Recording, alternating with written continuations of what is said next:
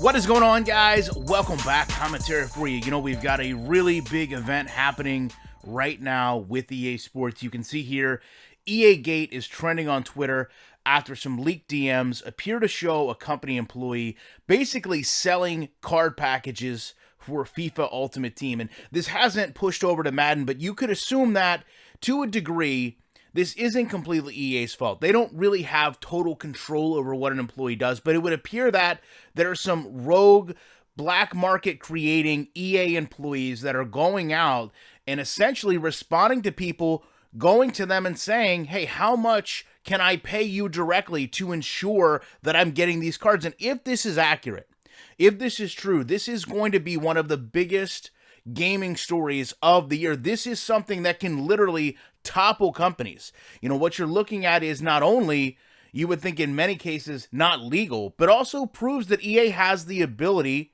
at least at some level, to control who gets the quote-unquote random cards.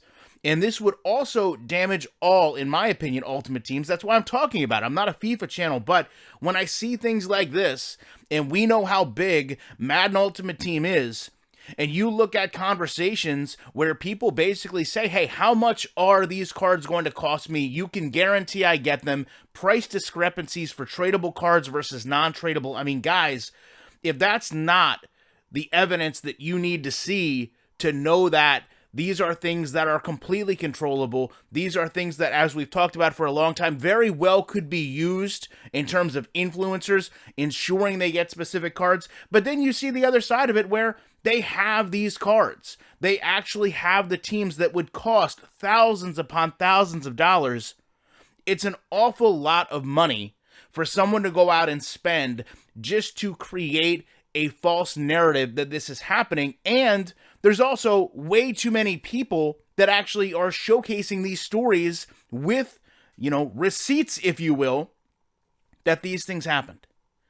So to me, this is something that could very well transcend gaming. This is a massive story. And, you know, to be honest with you, there has to be accountability on EA's part. I won't put all the fault on EA as a company. A lot of this could just be their employees, you know, not following business practices, going off on their own. But at the same time, this shows a very, very flawed system that EA has that is not transparent for the gamer and ultimately needs to be looked at, as we know, going through multiple lawsuits to try to determine exactly what type of control EA has, what type of money is being made, and what are these cards actually amounting to. Because clearly, when you look at a company that's known to ban players, remove players, try to put a secondary market for these card sellers out of business, and then essentially we're watching what amounts to be EA employees doing the same thing.